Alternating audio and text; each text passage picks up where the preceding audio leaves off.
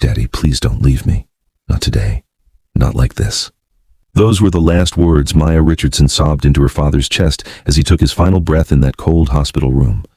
But she couldn't believe her eyes when barely 24 hours after her dad's death, 24 hours after she'd buried the only person who'd ever truly loved her, her husband Marcus was standing at a courthouse signing a marriage license to marry his mistress Vanessa, the woman who'd whispered, "Finally," when Maya's father's heart monitor flatlined.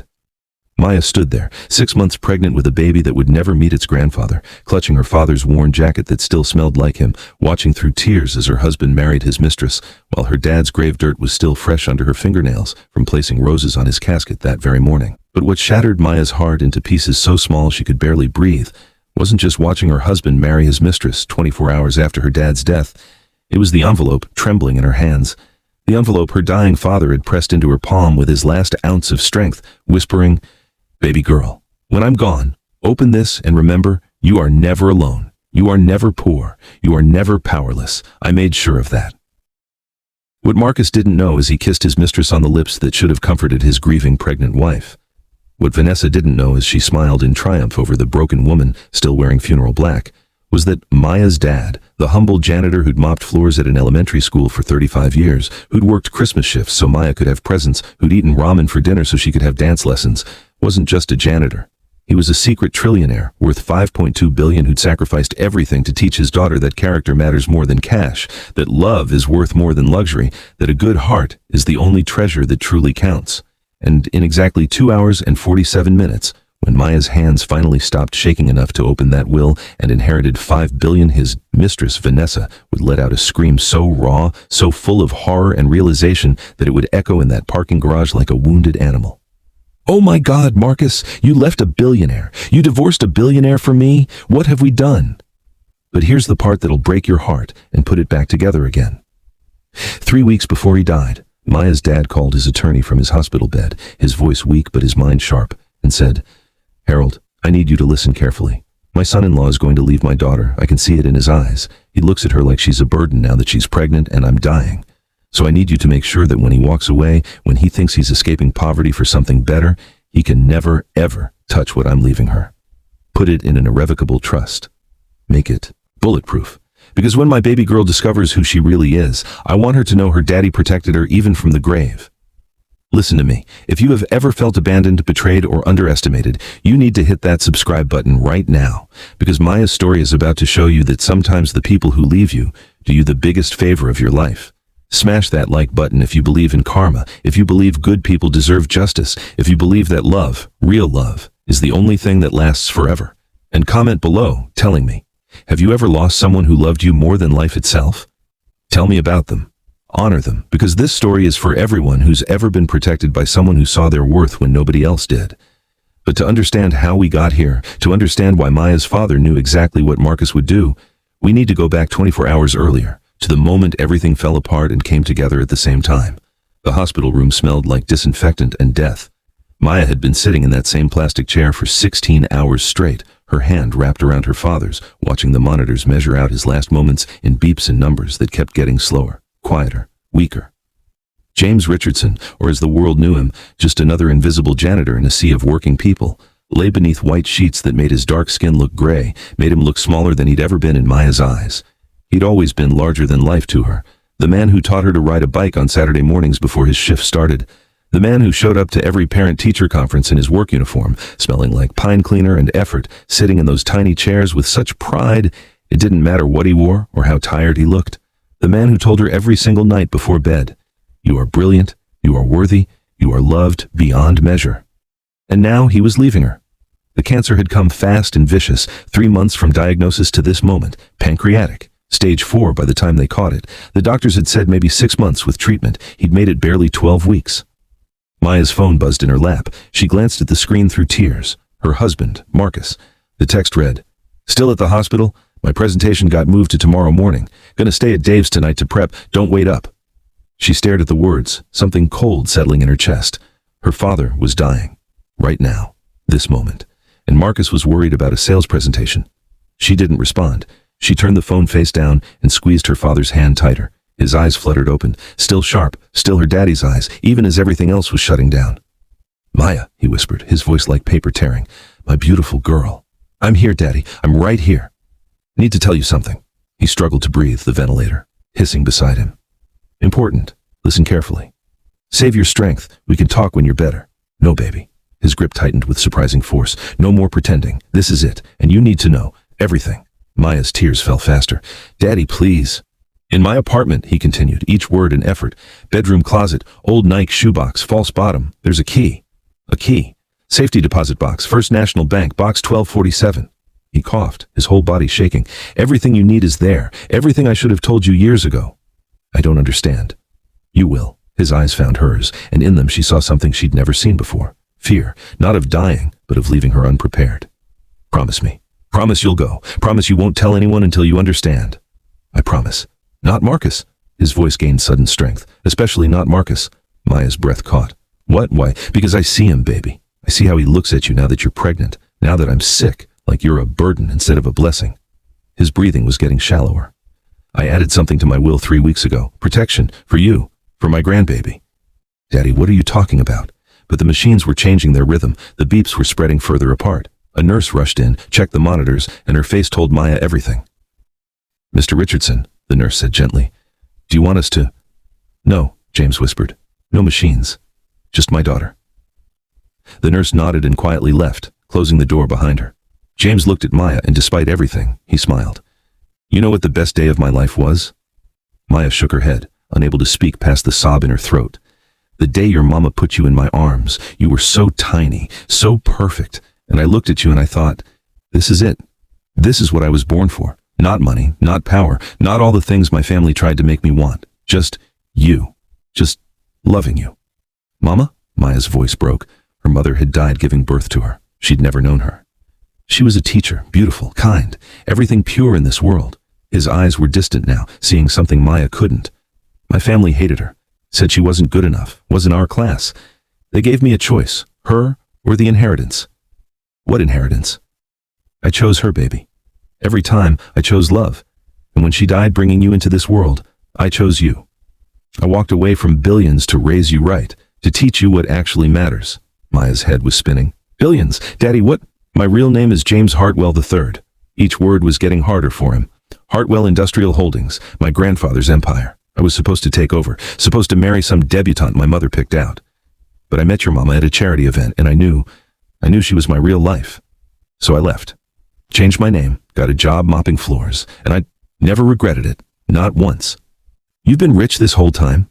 Maya couldn't process it. Her father, who'd worked double shifts, who'd driven a car held together with duct tape, who'd made her peanut butter sandwiches for lunch every day because that's what they could afford. Not rich, baby. Wealthy. There's a difference. Rich is what you have. Wealthy is what you are. He smiled through the pain.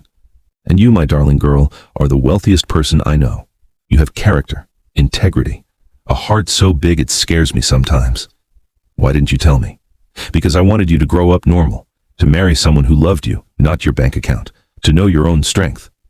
His breathing was labored now, but I never stopped managing it, the money, growing it, protecting it, for you. The monitors were screaming now. Maya wanted to call the nurses, but she couldn't let go of his hand. The envelope, James gasped. In the deposit box, it explains everything. The trusts, the protections, and baby... He pulled her close with his last bit of strength. Trust the plan. I know it's going to hurt. I know what's coming, but trust the plan. What's coming? Daddy, what do you mean? But his eyes were closing. You are never alone. You are never poor. You are never powerless. I made sure of that. Daddy, no. I love you, Maya, more than all the money in the world. You are my greatest treasure. And then he was gone. Just like that. The machines flatlined. The sound echoed in Maya's ears like the end of everything. She collapsed onto his chest, sobbing so hard she couldn't breathe, clutching his worn work shirt, breathing in the smell of him one last time. Irish Spring soap and coffee and love. She didn't hear the door open, didn't hear the nurses come in, didn't hear them gently tell her it was time to let go. All she heard was the silence where her father's voice used to be, and in her pocket, her phone buzzed again. Marcus, hey babe, Dave's girlfriend is here too. We're all gonna grab drinks, probably be a late night. You good? Maya stared at the text through tears, her father's words echoing. I see how he looks at you, like you're a burden instead of a blessing. She finally saw it too. The rain hammered down on Evergreen Cemetery like the sky itself was grieving. Maya stood at the edge of her father's grave, her black dress soaked through, her hand resting on her swollen belly as the preacher's words blurred into meaningless sound. She couldn't hear him over the roar in her head, the desperate voice screaming that this couldn't be real, that any second now her daddy would walk up behind her and say, "Just kidding, baby girl, I'm not going anywhere." But the mahogany casket being lowered into the ground said different. The roses she'd placed on top, his favorite yellow ones, were already wilting in the rain, petals washing away into the mud. There were maybe 30 people there, former co-workers from the elementary school, a few neighbors, some distant cousins who'd shown up out of obligation, people Maya barely recognized. Her father had lived quietly, loved deeply, and died, leaving a hole in the world that felt too big for Maya to survive. Marcus stood beside her, but he might as well have been on another planet. He held an umbrella over his own head, not hers. He checked his phone every few minutes, his jaw tight with impatience. When the preacher said, "Ashes to ashes, dust to dust," Marcus sighed loud enough for Maya to hear it. She looked at him then, really looked at him, and saw a stranger. This man who'd promised to love her in sickness and health, for better or worse, couldn't even pretend to care that she'd just lost everything. After the service, as people filed past offering condolences Maya would never remember, Marcus leaned close and whispered, "I need to head out. Got a thing with some clients." Maya turned to him slowly. "A thing?" "Marcus, we just buried my father." "I know, babe, and I'm sorry, but this deal has been in the works for months. I can't just—" "Your wife just buried her father." Her voice was flat, dead. "And you have a thing." He had the decency to look uncomfortable. "Look, you've got people here. You'll be fine. I'll see you at home later." He kissed her forehead, quick, perfunctory, the way you'd pat a dog, and walked away. Through the rain, toward the parking lot, pulling out his phone before he'd even made it to his car, Maya watched him go, something breaking inside her that she didn't have a name for yet. An elderly woman approached, Mrs. Chen, who'd worked the front desk at her father's school. She pulled Maya into a fierce hug that smelled like lavender and mothballs. "Your daddy was the best man I ever knew," she whispered. "He talked about you every single day. You were his whole world." Maya couldn't speak. She just nodded, tears mixing with rain on her face. "He told me something a few weeks ago," Mrs. Chen continued. "He said, 'Helen, my baby girl is stronger than she knows, and soon she's going to need every bit of that strength.'" I didn't understand what he meant then. But Maya, honey, whatever you're facing, whatever's coming, you've got your daddy's blood in you. That means you've got steel in your spine. The old woman squeezed her hand once and walked away, leaving Maya standing alone in the rain, those words echoing. Whatever's coming. Her father had known. Somehow, he'd known. That night, Maya sat alone in her father's tiny apartment, surrounded by the life he'd built. The threadbare couch he'd owned for 20 years. The TV that only got 3 channels. The kitchen table where he'd helped her with homework every night, where they'd eaten countless dinners together, where he'd taught her that the best conversations happen over simple food and genuine love. She should have been packing his things, sorting through belongings, doing all the practical tasks that come after death. But she couldn't move. She just sat there, wearing his old jacket, breathing in the fading smell of him, trying to understand what he'd meant about the safety deposit box, about protection, about being a Hartwell. Her phone rang. Marcus. "Hey," he said, background noise loud behind him, music, laughter. "Just checking in. You okay?" "Where are you?" "Just grabbed dinner with the team. You know how it is. Had to decompress after the funeral. Heavy day." Heavy day, like he'd been the one lowering his father into the ground. "When are you coming home?" Probably late. We might hit up a bar after this. You should get some rest. You look exhausted." "I look exhausted?" Her voice cracked. "Marcus, I buried my father today." "I know, babe. That's why I'm saying you should rest." He sounded irritated now, like she was being unreasonable. "Look, I gotta go. Order some food, take a bath. I'll see you tomorrow." He hung up before she could respond. Maya sat there staring at her phone, and that's when she saw it. A notification at the top of the screen. Marcus's Instagram had been tagged in a photo. Her hands shook as she opened it. There he was. At some trendy restaurant she'd never heard of, sitting in a booth, and next to him, pressed close, laughing at something he'd said, was a woman Maya had never seen before. Beautiful. Polished. Wearing a red dress that probably cost more than Maya's monthly rent. The caption read, "Celebrating new beginnings with my favorite people, Odor Marcus Rich, Vanessa Chen, Vanessa Chen, Senior Marketing Director at Marcus's company." Maya had heard the name before. Marcus mentioned her sometimes, his boss, the woman he was always having meetings with. Maya clicked on Vanessa's profile. It was public, full of photos of expensive restaurants, luxury vacations, designer clothes, success personified. And there, 3 photos down, was another one. Marcus and Vanessa. His arm around her waist, her hand on his chest, both of them smiling like they had won the lottery. Posted 6 weeks ago, while Maya's father was dying, while Maya was spending every night at the hospital, while her world was ending. The caption, "When you know, you know." Maya's vision blurred. She scrolled further. More photos. Marcus and Vanessa at a concert, at a beach, at what looked like a hotel room, though that one was more carefully cropped. The affair had been going on for months, maybe longer, while Maya was pregnant with his child, while her father was dying. While she was drowning in grief and fear and loneliness, Marcus had been building a whole other life with someone else. She ran to the bathroom and vomited, her body rejecting the reality like poison. When she finally stopped shaking, she looked at herself in the mirror. Her eyes were swollen from crying. Her face was pale, her pregnant belly pushed against her father's oversized jacket. She looked exactly like what she was, a broken woman who'd lost everything. And in that moment, staring at her own devastated reflection, Maya made a decision. Tomorrow, she would go to the bank. She would open that safety deposit box. She would find out what her father meant about being a Hartwell, about protection, about never being powerless, because right now, she felt like the most powerless person on earth. Her phone buzzed, a text from Marcus. "BTW, we need to talk when I get home. Something important." Those words, the ones that never mean anything good. Maya knew what was coming. She could feel it in her bones the way you feel a storm rolling in.